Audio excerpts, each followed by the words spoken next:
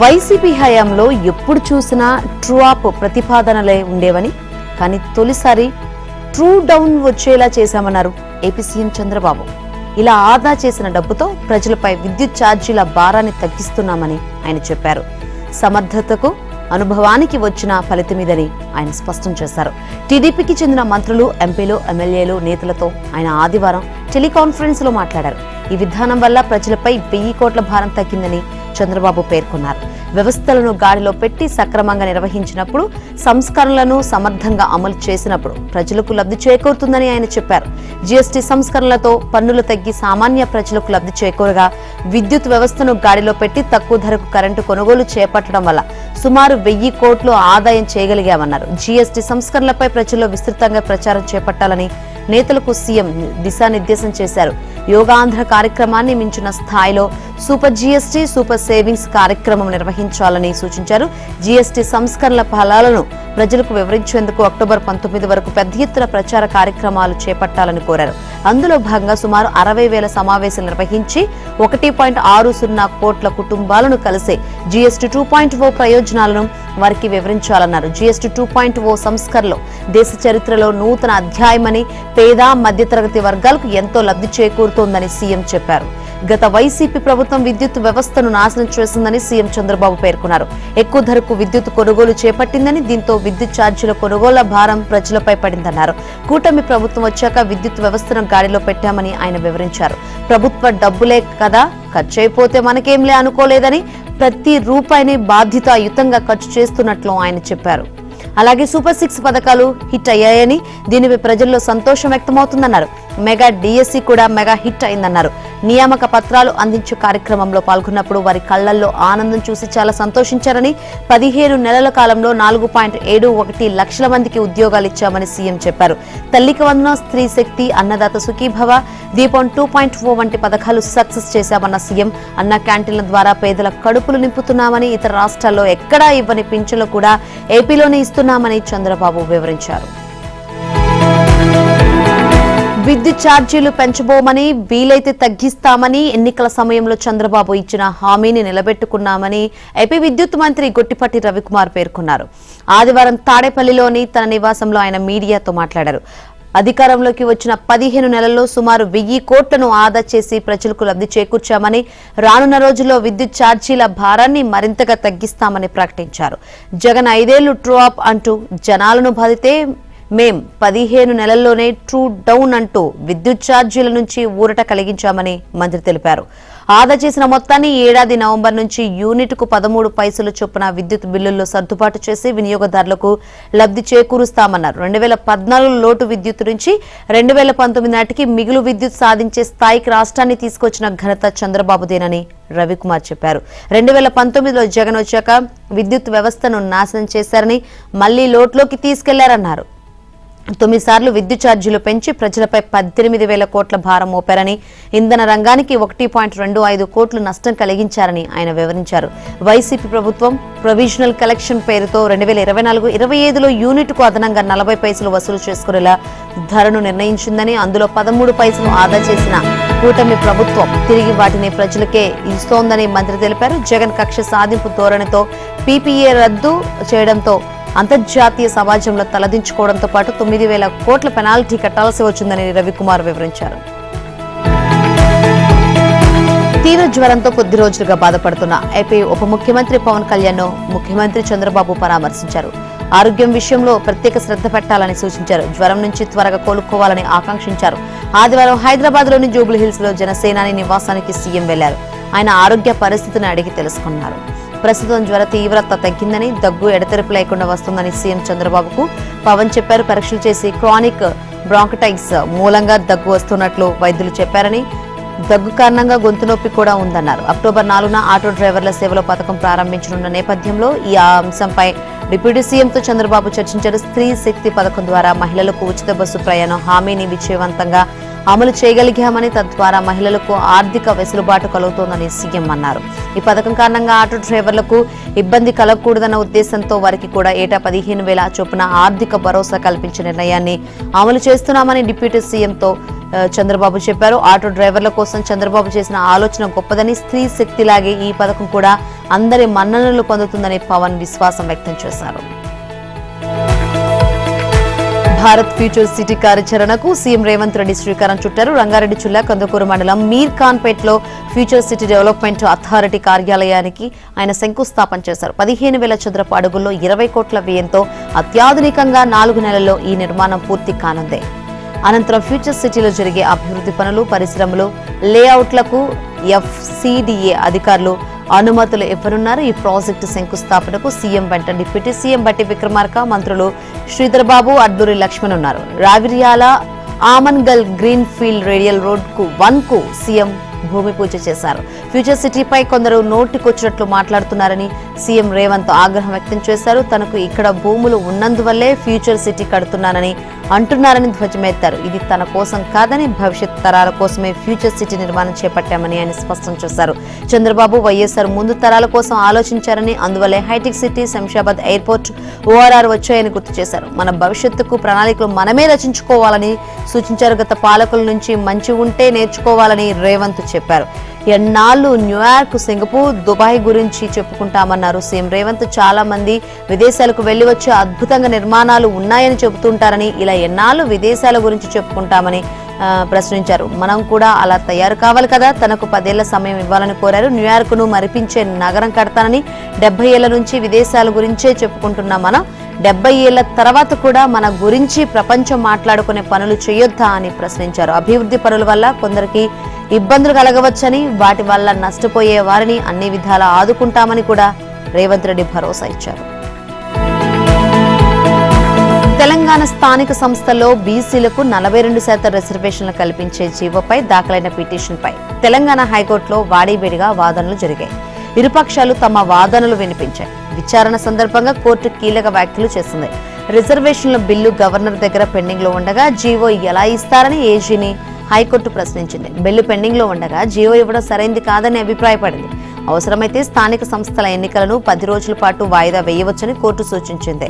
ఈ అంశంలో కోర్టు జోక్యం చేసుకోవద్దు అనుకుంటే ప్రభుత్వ నిర్ణయం ఏంటో చెప్పాలని కోర్టు ఆదేశించింది. ఇక జీవో గెజిట్ కానప్పుడు ఆందోళన ఎందుకని పిటిషనర్లను జడ్జి అడిగారు. అటు ఎన్నికలు నిర్వహించడానికి 45 రోజుల సమయం పడుతుందని కోర్టుకు ఏజీ వివరించారు. మరోవైపు 50% మించి రిజర్వేషన్లు ఉండరాదని రాజ్యాంగం చెబుతుందని పిటిషనర్ తరపు న్యాయవాది గుర్తు చేశారు. బీసీలకే 42% ఎలా ఇస్తారని ప్రశ్నించారు. ఇరుపక్షాల వాదనలు విన్న అనంతరం కేసు విచారణను అక్టోబర్ 8కు వాయిదా వేసింది హైకోర్టు. అక్టోబర్ 8 వరకు స్థానిక సంస్థల ఎన్నికల నోటిఫికేషన్ ఇచ్చినా మెరిట్ ప్రకారం కేసును విచారిస్తామని న్యాయస్థానం స్పష్టం చేసింది. ఎగువ నుంచి వస్తున్న వరదతో కృష్ణమ్మ పోటెత్తుతోంది. విజయవాడలోని ప్రకాశం బ్యారేజ్ వద్ద 2వ నెంబర్ ప్రమాద హెచ్చరిక జారీ చేశారు. తెలంగాణలో కురుస్తున్న వర్షాలతో వాగులు వంకలు పొంగడంతో బ్యారేజ్కు 6,57,473 క్యూసెక్ల వరద వస్తోంది. బ్యారేజ్ గేట్లను పూర్తి స్థాయిలోకి ఎత్తి 5,66,860 క్యూసెక్ల నీటిని సముద్రంలోకి వదులుతున్నారు. ఈ ఏడాది 2వ ప్రమాద హెచ్చరికను జారీ చేయడం ఇదే మొదటిసారి. దీంతో నది ఒడ్డున స్నానాలను అధికారులు నిషేధించారు. దసరా ఉత్సవాలకు వచ్చే భక్తులు జల్లులు స్నానాలు మాత్రమే ఆచరించాలని సూచించారు. కాగా ఆదివారం నాటికి 1,080 టీఎంసీల కృష్ణా జలాలు సముద్రంలో కలిశాయి. సోమవారం మరో 20 టీఎంసీలు కలిపి మొత్తం 1,100 టీఎంసీల వరకు సముద్రంలో కలిపే అవకాశం ఉందని జలవనరుల శాఖ వర్గాలు చెబుతున్నాయి.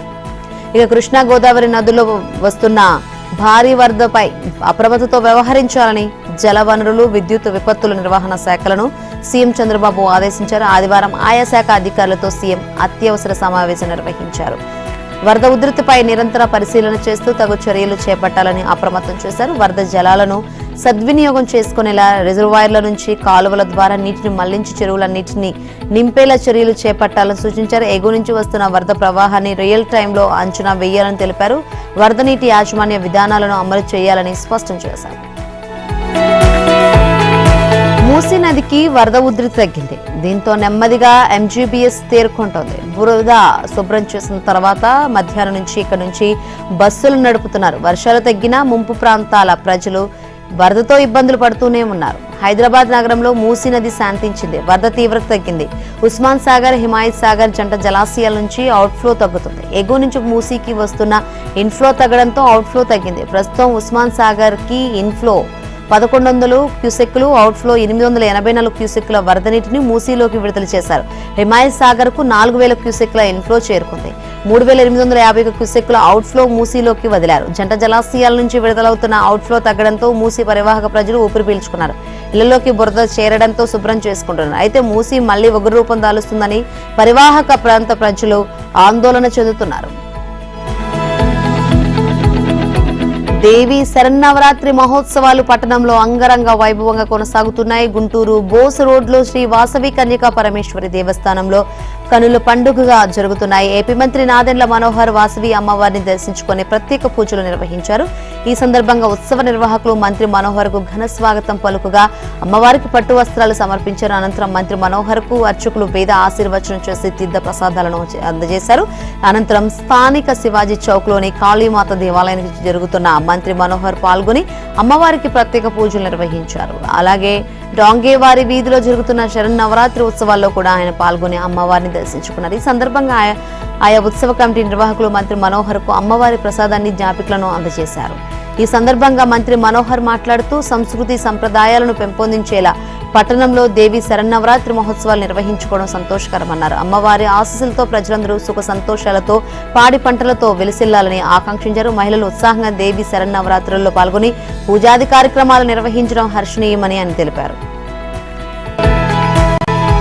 తెలంగాణలో అత్యధిక జనాభా కలిగిన తమను కాంగ్రెస్ ప్రభుత్వం విస్మరిస్తోందని తెలంగాణ మున్నూరు కాపు సంఘం రాష్ట్ర అధ్యక్షులు సర్దార్ పుటం పురుషోత్తం పటేల్ అన్నారు. ఇక హైదరాబాద్ సోమాజిగూడ ప్రెస్ క్లబ్ లో కాపు జేఏసీ అధ్యక్షుడు చందు జనార్దన్ తో కలిసి ఆయన మాట్లాడారు. ప్రభుత్వం బీసీలకు 42% రిజర్వేషన్లు కల్పిస్తామని హామీ ఇచ్చిందని, కానీ ఇంతవరకు అది అమలుకు నోచుకోలేదన్నారు. రిజర్వేషన్లు కల్పించి బీసీలకు ప్రాధాన్యత కల్పించాలన్నారు.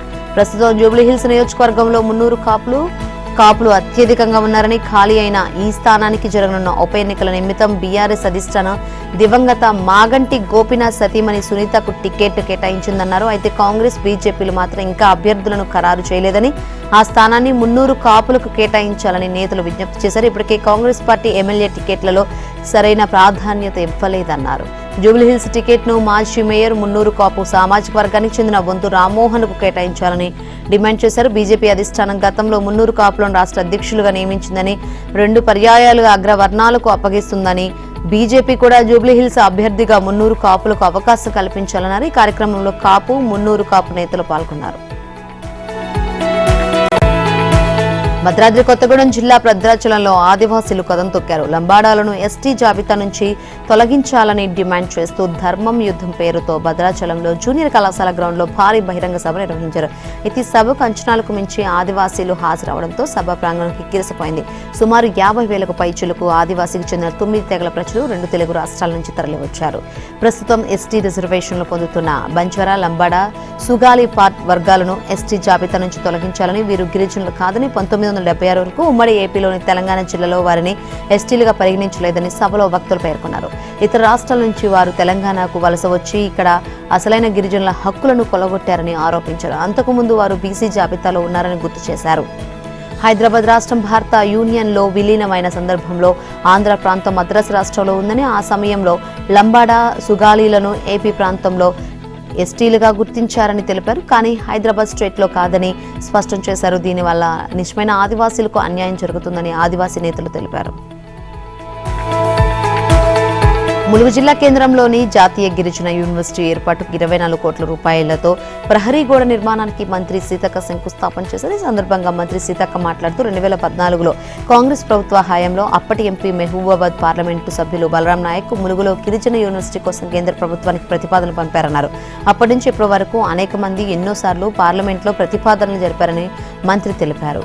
మహారాష్ట్ర, ఛత్తీస్గఢ్, ఒడిశా, ఏపీ 4-5 రాష్ట్రాలకు మధ్యలో ములుగు జిల్లాలో సమ్మక్క సారాలమ్మ గిరిజన యూనివర్సిటీ ఏర్పాటు చేయడం జరిగిందని, 10 ఏళ్ల పాటు గిరిజన యూనివర్సిటీ కోసం భూమి కావాలని కేంద్రాన్ని అడిగినా నిర్లక్ష్యం జరిగిందని మంత్రి సీతక్క తెలిపారు. యూనివర్సిటీ ఏర్పాటుతో కొంతమంది భూమి కోల్పోయిన రైతులకు కోల్పోయిన భూమి ఖరీదుతో పాటు యూనివర్సిటీలో ఉద్యోగం వచ్చే విధంగా ఏర్పాటు చేస్తామని అన్నారు.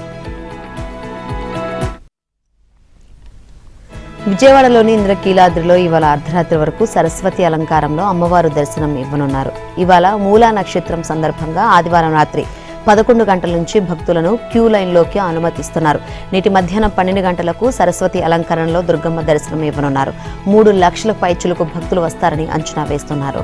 సీఎం చంద్రబాబు నాయుడు రాష్ట్ర ప్రభుత్వం తరపున అమ్మవారికి పట్టు వస్త్రాలను సమర్పిస్తారు. సీఎం రాక నేపథ్యంలో ఇంద్రకీలాద్రిపై భారీగా పోలీసు బందోబస్తు ఏర్పాటు చేస్తున్నారు. సామాన్య భక్తులకు పెద్దపీట వేస్తూ వీఐపీ, వివిఐపీ దర్శనాలను రద్దు చేశారు. అన్ని క్యూ లైన్లలో ఉచిత దర్శనాలు మాత్రమే ఉంటాయి. తిరుమలకు భక్తులు పోటెత్తారు. బ్రహ్మోత్సవాల్లో అత్యంత ముఖ్యమైన గరుడ వాహన సేవను తిలకించేందుకు పెద్ద సంఖ్యలో భక్తులు తిరుమలకు క్యూ కట్టారు. దీంతో మాడ వీధుల్లోని గ్యాలరీలన్నీ భక్తులతో కిటకిటలాడుతున్నాయి.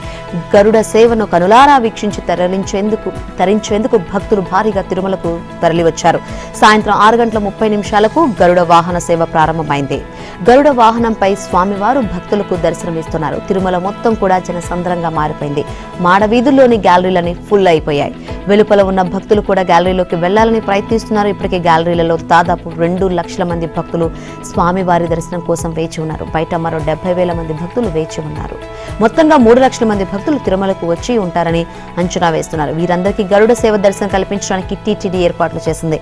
4 కార్నర్లలో క్యూ లైన్లు ఏర్పాటు చేసి వాటి ద్వారా భక్తులను లోపలికి పంపేందుకు చర్యలు చేపట్టారు. మాడవీధిలో outer ring road, inner ring road అన్ని భక్తులతో నిండిపోయాయి. గ్యాలరీలోకి వెళ్లేందుకు భక్తులు తీవ్రంగా ప్రయత్నిస్తున్నా సాధ్యం కావడం లేదు. గరుడ సేవ రోజు స్వామి వారిని దర్శించుకుంటే మోక్షం సిద్ధిస్తుందని భక్తుల విశ్వాసం. అందుకే బ్రహ్మోత్సవాల్లో గరుడ సేవకు అత్యంత ప్రాధాన్యత ఇస్తారు. అటు పోలీసులను భారీగా మోహరించారు. దాదాపు 5,000 మంది పోలీసులు విధుల్లో ఉన్నారు. భక్తుల రద్దీని క్రమబద్ధీకరిస్తున్నారు. సాయంత్రం 6:30 ప్రారంభమైన గరుడ సేవ అర్ధరాత్రి వరకు కొనసాగుతుంది. శ్రీశైల మహాక్షేత్రంలో దసరా మహోత్సవాలు సంబరాలు అంబరాన్నంటాయి. 7వ రోజు శ్రీ భ్రమరాంబికాదేవి అమ్మవారు కాళరాత్రి అలంకారంలో భక్తులకు దర్శనమిచ్చారు. ముందుగా అమ్మవారి ఆలయ ప్రాంగణంలో ఏర్పాటు చేసిన ప్రత్యేక వేదికపై కాళరాత్రి అమ్మవారి అలంకారంలో ఉన్న అమ్మవారికి పలు రకాల పూలతో అలంకరించి బిల్వ దళాలతో శాస్త్రోత్తకంగా అర్చకులు, వేద పండితులు వేద మంత్రాలతో, మంగళ వాయిద్యాల నడుమ సుగంధ ద్రవ్యాలతో, ధూపదీప నైవేద్యాలతో పూజించి మంగళ హారతులిచ్చారు. శ్రీ భ్రమరాంబికాదేవి కళరాత్రి అలంకరణంలో భక్తులకు దర్శనమివ్వగా స్వామి అమ్మవారు గజవాహనంపై ఆసీనులను చేసి అర్చక స్వాములు ప్రత్యేక పూజలు నిర్వహించి కర్పూర హారతులిచ్చారు. అనంతరం వైభవంగా గ్రామోత్సవానికి స్వామి అమ్మవార్ల ఉత్సవమూర్తులు బయలుదేరగా ఉత్సవమూర్తుల ముందు కేరళ నృత్యాలు, కోలాటాలు, చెక్క భజనలు, వివిధ రకాల ఆటపాటలు, పలు రకాల విన్యాసాలు భక్తులను ఎంతగానో ఆకట్టుకున్నాయి. ఆలయం లోపలి నుంచి బాజా భజంత్రిలో, బ్యాండ్ వాయిద్యాల నడుమ శ్రీ స్వామి అమ్మవార్లు గ్రామోత్సవంలో విహరించగా శ్రీ స్వామి అమ్మవారిని భక్తులు దర్శించుకొని కర్పూర నీరాజనాలు అర్పించారు. ఈ కార్యక్రమంలో ఆలయ ఈవో శ్రీనివాసరావు, అధికారులు, సిబ్బంది, భక్తులు పెద్ద సంఖ్యలో పాల్గొన్నారు. మహబూబాబాద్ జిల్లా తొర్రూరు మండల ప్రాథమిక ఆరోగ్య కేంద్రం ఆదివారం పూర్తిగా మోగబోయింది. పండుగ రోజు విధుల్లో ఉండాల్సిన డ్యూటీ డాక్టర్స్ ఎవరూ కనిపించకపోవడంతో రోగులు తీవ్ర ఇబ్బందులు ఎదుర్కొన్నారు. తమ ఆరోగ్య సమస్యల కోసం వెళ్లిన వారి పరిస్థితి దారుణంగా మారింది. హాస్పిటల్లో ఏ గది చూసినా తలుపులు మూసివేసి ఉండడంతో చికిత్స కోసం వచ్చిన ప్రజలు నిరాశతో తిరిగి వెళ్లాల్సి వచ్చింది. ఎప్పుడు అందుబాటులో ఉండాల్సిన వైద్యులు పండుగ జోష్లో ఏకంగా డ్యూటీకి రాకుండా ఎగనామం పెట్టారని రోగులు ఆరోపించారు. ఆసుపత్రిలో కేవలం 2 స్టాఫ్ నర్సులు మాత్రమే ఉండగా వారు కూడా చికిత్సను పూర్తిగా నిర్వహించలేకపోయారు.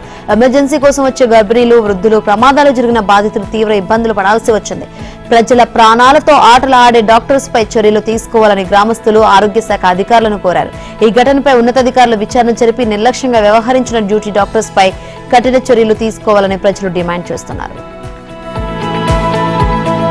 ఆస్తి తగాదలతో ఓ సైనికుడు ఆత్మహత్య యత్నానికి పాల్పడిన సిద్దిపేటలోని ఓ ప్రైవేట్ ఆసుపత్రిలో ప్రాణాపాయ స్థితిలో కొట్టుమిట్టాడుతున్న హృదయ విదారక సంఘటన సిద్దిపేట జిల్లా దుబ్బాక మండలం చీకోట్ గ్రామంలో ఆదివారం చోటు చేసుకుంది. గ్రామానికి చెందిన దొడ్ల అశోక్ గౌడ్ ఆర్మీలో సైనికుడిగా విధులు నిర్వహిస్తున్నాడు. ఆస్తి పంపకాల్లో కుటుంబ సభ్యుల మధ్య గత కొంతకాలంగా గొడవలు జరుగుతున్నాయి. ఈ విషయాన్ని సెటిల్ చేసుకోవాలనే ఉద్దేశంతో సెలవుపై గ్రామానికి వచ్చిన ఆర్మీ జవాన్ తనకు రావాల్సిన ఆస్తిలో వాటా ఇవ్వకపోవడంతో పాటు తన కుటుంబాన్ని వేధిస్తున్నారని సూసైడ్ నోట్లో పేర్కొన్నాడు. తనకు రావాల్సిన ఆస్తి పంపకాల్లో వాటా ఇవ్వడం లేదంటూ అతడి తల్లి, తమ్ములతో పాటు వీరికి సహకరిస్తున్న ఇదే గ్రామానికి చెందిన వారి పేర్లు రాసి సెల్ఫీ వీడియో తీసి ఆత్మహత్యకు ప్రయత్నించాడు. తన చావుతోనైనా సమాధానం దొరుకుతుందని సూసైడ్ నోట్లో పేర్కొన్నాడు. తన భార్య, పిల్లకు న్యాయం జరగాలని కోరుకుంటూ గుర్తు తెలియని మాత్రలు మింగాడు. ప్రస్తుతం జవాన్ అశోక్ సిద్దిపేట ప్రైవేట్ ఆసుపత్రిలో ప్రాణాపాయ స్థితిలో చికిత్స పొందుతున్నాడు. కరూర్ తొక్కిసలాట బాధిత కుటుంబాలను టీవీకే అధినేత విజయ్ పరామర్శించకపోవడాన్ని తమిళనాడు బీజేపీ నేత వినోద్ పి సెల్వం తప్పుపట్టారు. ఒక్క విజయ్ తప్ప అన్ని పార్టీల నేతలు రాత్రికి రాత్రి కరూరుకు వెళ్లి బాధిత కుటుంబాలను పరామర్శించారని ఆయన తెలిపారు. తొక్కిసలాట ఘటనలో గాయాల పాలైన చనిపోయినా వారితో సంబంధమేం లేదు అన్నట్లుగా విజయ్ ప్రవర్తిస్తున్నారని విమర్శించారు. కరూరులో తొక్కిసలాటలో జరిగిన తర్వాత విజయ్ కారులో తిరుచికి, విమానంలో చెన్నైకి, మళ్లీ కారులో పనయూరుకు వెళ్లారని వినోద్ పి సెల్వం చెప్పారు. కరూరులో ఏం జరిగిందో తెలియదన్నట్లుగా విజయ్ మౌనంగా ఇంట్లో ఉంటున్నారని పేర్కొన్నారు. దీంతో విజయ్ జవాబుదారీతనంపై ప్రశ్నలు తలెత్తుతున్నాయని అభిప్రాయపడ్డారు. ఇలాంటి వ్యక్తిని తమిళనాడు యువత తమ నేతగా ఎలా స్వీకరిస్తుందని ఆయన ప్రశ్నించారు. విజయ్ లాంటి వ్యక్తిని నేతగా స్వీకరించడం సిగ్గుచేటు అంశమని ధ్వజమెత్తారు. కాగా నటుడు విజయ్ కు చెందిన టీవీకే పార్టీ తమిళనాడులోని కరూరులో శనివారం రాత్రి నిర్వహించిన ర్యాలీలో జరిగిన తొక్కిసలాటపై అంతటా చర్చ జరుగుతోంది. దీనిపై బీజేపీ, కాంగ్రెస్, డీఎంకే పార్టీల అగ్రనేతలు తాజాగా స్పందించారు. తమిళనాడు ప్రభుత్వం పోలీసుల నిర్లక్ష్యం వల్లే కరూరులో తొక్కిసలాట జరిగిందని బీజేపీ నేత కె అన్నామలై ఆరోపించారు. అదొక షాకింగ్ ఘటన అని దాన్ని తీవ్రంగా ఖండించాల్సిన అవసరం ఉందని ఆయన పేర్కొన్నారు. పిల్లలు, మహిళలు సహా దాదాపు 40 మంది చనిపోవడం బాధాకరమన్నారు.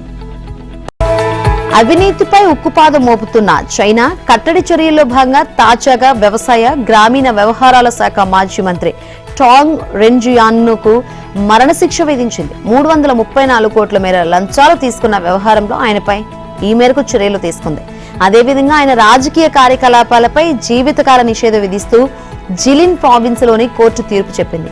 ఆయన వ్యక్తిగత ఆస్తులను జప్తు చేయాలని, లంచం సొత్తును స్వాధీనం చేసుకుని దేశ ఖజానాను అప్పగించాలని ఆదేశించింది. టాంగ్ రెన్జియాన్ 2007 నుంచి 2004 మధ్యకాలంలో అధికార దుర్వినియోగం చేస్తూ వ్యాపారాలు, కాంట్రాక్టులు, ఉద్యోగాల వంటి విషయాల అవకతవకలకు పాల్పడినట్లు కోర్టు పేర్కొంది. బదులుగా 268 మిలియన్ యువాన్లకు పైగా నగదు, విలువైన వస్తువులను స్వీకరించినట్లు ప్రభుత్వ వార్తా సంస్థ పేర్కొంది. కేసు విచారణ సమయంలో టాంగ్ తన నేరాన్ని అంగీకరించారు. ఈ క్రమంలోనే కోర్టు ఆయనకు మరణశిక్ష విధించింది. అయితే విచారణకు సహకరించిన అంశాన్ని పరిగణలోకి తీసుకుని శిక్ష అమలును 2 ఏళ్ల పాటు నిలిపివేసింది. అమెరికా వాణిజ్య శాఖ మంత్రి హోవార్డ్ లుట్నిక్ మరోసారి భారత్ పై ప్రేలాపనలు చేశారు. అమెరికాతో వాణిజ్య భాగస్వాములైన భారత్, బ్రెజిల్ వంటి దేశాలు తమ గురించి మాట్లాడేటప్పుడు అప్రమత్తంగా ఉండాలని హెచ్చరించారు. స్విట్జర్లాండ్, బ్రెజిల్, భారత్ వంటి దేశాలను అమెరికా మరింత సరిచేయాల్సిన అవసరం ఉందని నోరు పారేసుకున్నాయి. వారు తమ మార్కెట్లను తెరిచి అమెరికా ప్రయోజనాలకు హాని కలిగించే విధానాలను వెంటనే రద్దు చేసుకోవాలని సూచించారు. ఆయా దేశాలు తమతో ఆలోచించి మాట్లాడాలని ఓ ఇంటర్వ్యూలో అన్నారు. రష్యా ఉక్రెయిన్తో యుద్ధం మొదలుపెట్టాకే భారత్ రైతుపై రష్యా నుంచి ముడి చమురు కొనుగోలు పెంచిందని హోవార్డ్ లుట్నిక్ విమర్శించారు. ఇప్పటికైనా ఎవరి వైపు ఉండాలనే విషయంపై మోదీ ప్రభుత్వం తగిన నిర్ణయం తీసుకోవాలని తెలిపారు. స్విట్జర్లాండ్, బ్రెజిల్, భారత్ లాంటి దేశాలను మనం సరిదిద్దాలని, ఈ దేశాలు అమెరికా పట్ల సరిగ్గా స్పందించాల్సి ఉంటుందని ఆయన పేర్కొన్నారు. ఆయా దేశాల మార్కెట్లను తెరిచి అమెరికాకు హాని కలిగించే చర్యలు తీసుకోవడం ఆపాలన్నారు. అందువల్లే ఆయా దేశాలతో మేము విభేదిస్తున్నామన్నారు. ఈ సమస్యలను కాలక్రమేణా పరిష్కరిస్తామని హోవార్డ్ లుట్నిక్ తెలిపారు.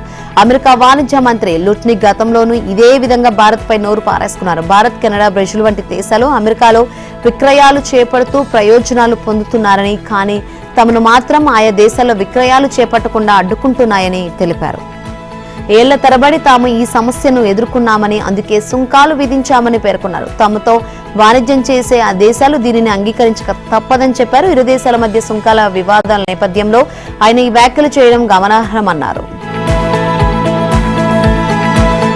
క్షణక్షణం ఉత్కంఠ, ఓటమన్నదే ఎరుగకుండా జైత్యయాత్ర సాగిస్తున్న భారత్ ఫైనల్లో ఓటమి పాలవుతుందా అన్న సందేహాలను పటాపంచులు చేసింది. దాయాది దేశం పాక్తో ఎప్పుడు మ్యాచ్ జరిగినా ఒక్కసారిగా పూనకాలు తెచ్చుకునే భారత ఆటగాళ్లు ఫైనల్లో జూలు విదిలించారు. తక్కువ స్కోరే లక్ష్యమైనప్పటికీ కీలక వికెట్లు పడ్డ వేళ మోయలేని ఒత్తిడిని తట్టుకొని భారత బ్యాటర్లు విజృంభించారు. స్టేడియంలోని ప్రేక్షకులతో పాటు ప్రపంచవ్యాప్తంగా టీవీలకు, ఫోన్లకు అతుక్కుపోయిన అభిమానులు మునివేళ్లపై నిలుచుని మ్యాచ్ను ఆశాంతం చూసిన వేళ భారత్ మరోసారి దాయాది దేశాన్ని మట్టి కరిపించింది. ఈ ఏషియా కప్ లో 3 సార్లు పాక్ ను చిత్తు చేసి మనకు ఎదురే లేదని భారత్ మరోసారి ఘనంగా చాటి చెప్పింది. చిరకాల ప్రత్యర్థి పాకిస్తాన్ పై అదిరే విజయం సాధించి భారత్ ఏషియా కప్ విజేతగా నిలిచింది. ఉత్కంఠ సాగిన ఫైనల్ పోరులో దాయాది జట్టుపై టీమిండియా 5 వికెట్ల తేడాతో నెగ్గింది.